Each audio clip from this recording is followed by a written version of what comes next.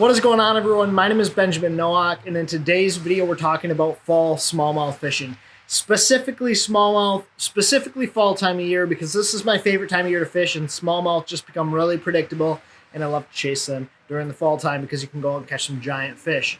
I know a lot of guys love to fish during the pre-spawn and the spawn because they like to push them up shallow and they like to follow those fish as they get up to go to spawn. But for me, this is the most predictable time of year because you know those fish are keyed in on bait fish, they're keyed in on forage to get up and feed. So you find really aggressive fish, you find big pods of fish, and a lot of times you have a shot at a really, really big giant. So what I'm going to be doing in today's video is answering questions that you guys sent in over on Instagram. Now, if you guys don't follow me on Instagram, be sure to go over there and check that out. It's at brnowak_fishing. A lot of times I'm going to post these little question and answer sort of deals on Instagram, and I'll take those questions and answer them here on YouTube. So be sure to follow me on Instagram if you want to have your questions answered in a future video just like this one. Now, one thing I want to talk to you guys about before we dive into the video is that I'm looking to really tailor my channel to reach a little bit more advanced anglers, the guys that really want to understand how to fish, why to fish, where to fish, and what they're doing out there on the water. So I would really love if you guys send me suggestions. One of my biggest missions lately has been to take my ideas, the things that I look for on YouTube, and push them into my own videos and share with you guys my knowledge and experience on the water. So I would love to know what you guys want to hear, what you guys want to know, what you guys want to see on the channel, and tailor the channel towards you guys and towards the people that actually enjoy watching the content. So go down there in the comment section, let me know what you guys want to see, what topics you want to see me cover, and I'll do my best to approach those in future videos. But in today's video, we're answering the questions, the tough ones that you guys sent in over on Instagram. Question number one comes from T-Mag over on Instagram, and he says, as smallies begin to go shallow, do you work inside out or stay off of them and throw at them? What he means by that is, do you throw from the inside, the shallow water, and cast to the deep and bring your bait up the break, or do you start in the deeper water and work your bait off the shallow ledge into the deeper water? And for me, a lot of times I'm going to start off of the break. I'm going to start in the deeper water. And the reason for this is that a lot of times fall smallmouth are actually keyed on the deeper part of the break, looking for those bait fish to come off the break to feed. A lot of those fish are keyed in on looking for the bait up onto the shallow flat, and it just really provides them an easy opportunity to feed. When those fish push off the edge, they can just move up and feed and then go back down. So the big thing about smallmouth this time of year is, yes, they're in transition. Yes, they're looking for those forage and the bait fish that are pushed up on the shallow flats, but they want to quickly be able to move into the deeper water. One of the biggest things about fall time fishing is that the weather's changing constantly, the bait fish are changing constantly, everything is moving and in transition. So target those fish where they have the best access to shallow water and deep water, which tends to be right on that edge where they can move up and down quickly. I like to sit in the deep water, cast my bait up into the shallow water, and bring it off the ledge, because a lot of times those fish are sitting on the ledge and tend to wait for the bait to push over the edge to feed. Conversely, if those fish are actually up on the break, you can still target them when you're in that deeper water. You can throw up on the break without spooking those fish and really be able to maximize that bite. Whereas if you're up on the flat, if you're up casting in the shallow water and you run over those fish, they become really tough to catch. So I like to sit off of them. I like to sit away from them and bring my bait into their face to those fish. And that's the way that I have the most success when I'm targeting shallow smallmouth. But that's an awesome question, because a lot of guys talk about the inverse, especially during the pre-spawn, sitting up on the break, because you can keep better contact with bottom. But for me, I like to sit in the deeper water, cast up, and bring my bait off of the ledge. DMattis23 asks, what do you look for as far as structure for smallmouth? For me, a lot of times I'm looking for obvious transitional areas. What does this mean? I'm looking for points, I'm looking for humps, I'm looking for funnels where there's easy access to deep and shallow water. A lot of times I'm looking for small nuances, like small contour changes that lead up into these transition spots.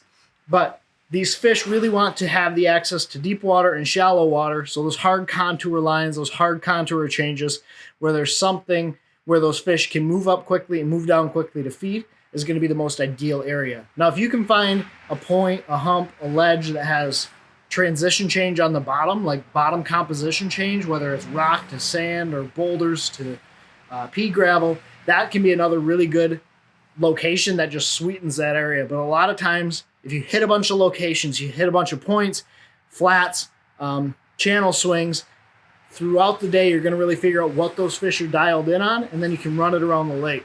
The fall time is one of my favorite times to pattern fish because they become pretty predictable.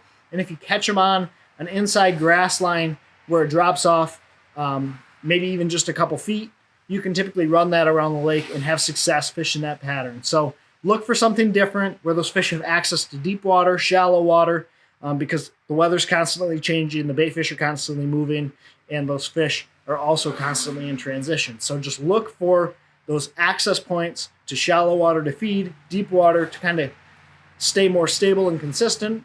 And then a lot of times you'll find bass, and then it just gets a little bit sweeter if you find a change on the change, if that makes any sense. Question number 3 comes from Paxton GM Fishing.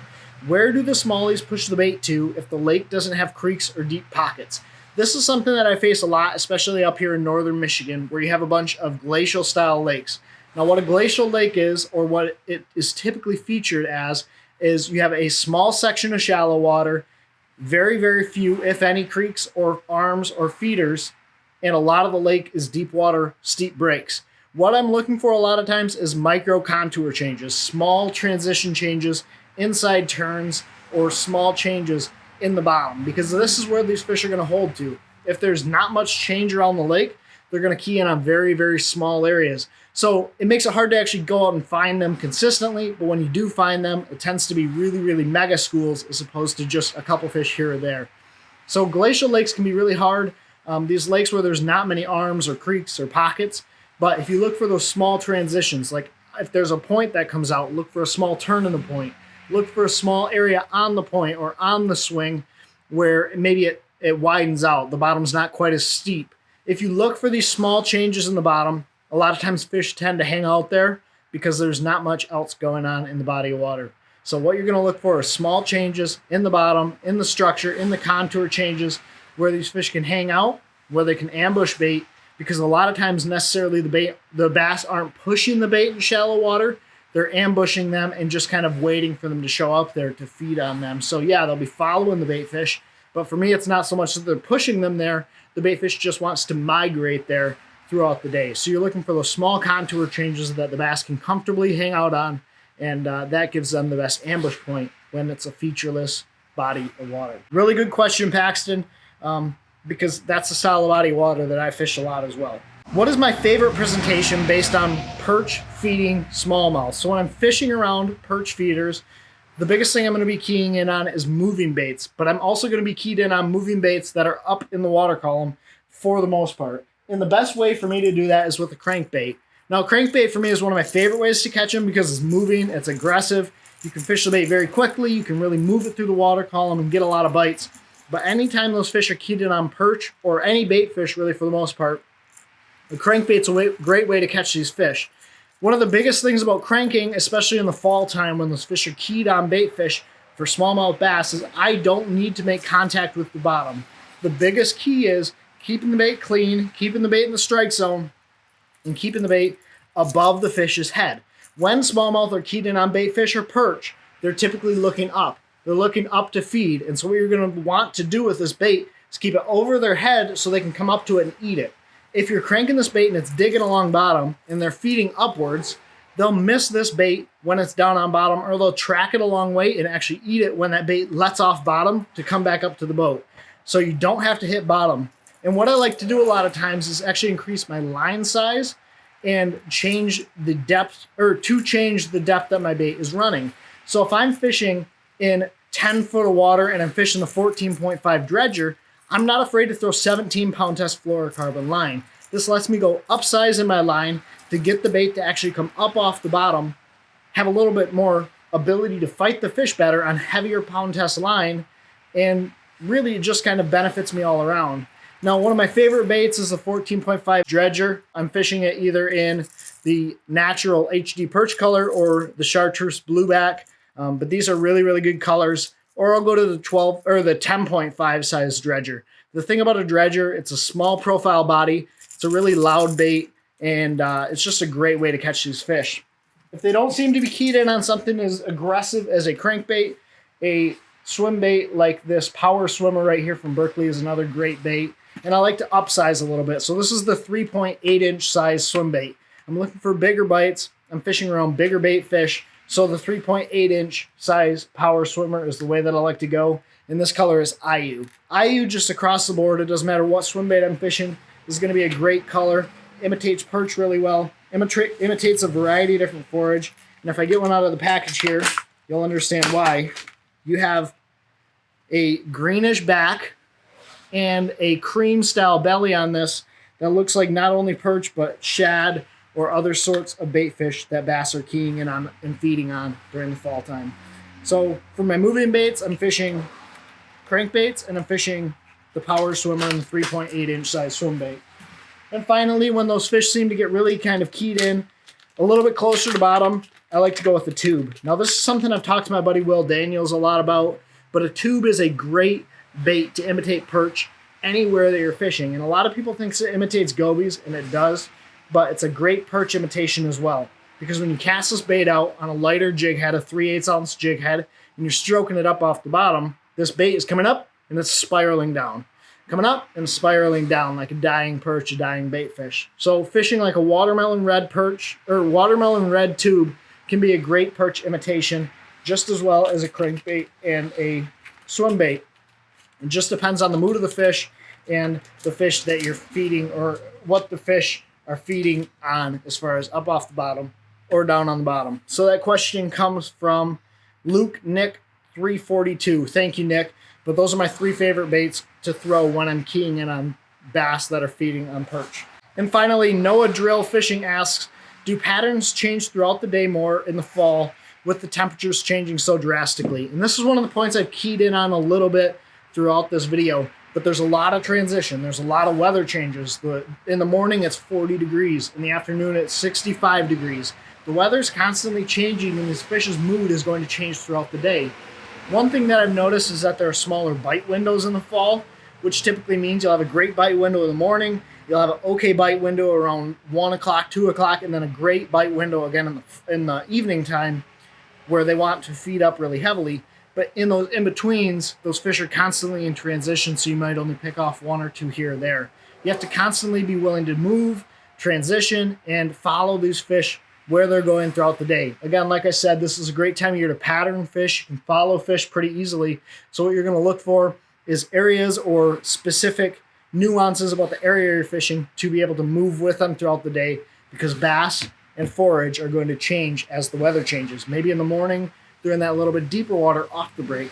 Later in the day, they're pushing up onto the flat. They're getting a little bit more aggressive in feeding. And then later in the day, a bunch of fish are pushed up there. You're seeing bait flick on top of the water. You're able to fish a crankbait a little bit faster and go up and catch those fish in the shallower water. So stay cognizant of what the weather's doing. If there's rain coming, just really pay attention to what the weather's doing in the fall time, because it's going to move these fish around, move the bait fish around, and it's going to have a big impact on your ability to go out and catch fish.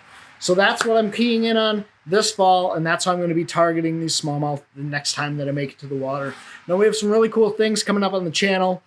Brennan from Do It Molds is going to be coming up here to fish. I have a trip planned up into the UP with my buddy Nathan and Mr. Ron, and we're going to go up and catch some fish up in the Upper Peninsula of Michigan. So there's a lot of cool things coming, but please let me know in the comment section below what you'd like to see in future videos. I want to tailor this video or this channel towards you guys that get really excited about bass fishing, to give you guys the content you really want to see. Because I think there's a lot of entertainment on YouTube, and there's a lot of top 5 baits videos. So how can I reach that in-between of guys that want to learn or guys that want to expand their fishing abilities and give you guys the content you want to see? So let me know down in the comment section below. But as always, I really appreciate you guys watching the videos. Be sure to check out all the other videos that I have on the channel, and stay tuned for some fall fishing content coming your way very shortly. But thanks for everyone that submitted questions. Follow me on Instagram, and as always, take care, tight lines. God bless. Pursue passion.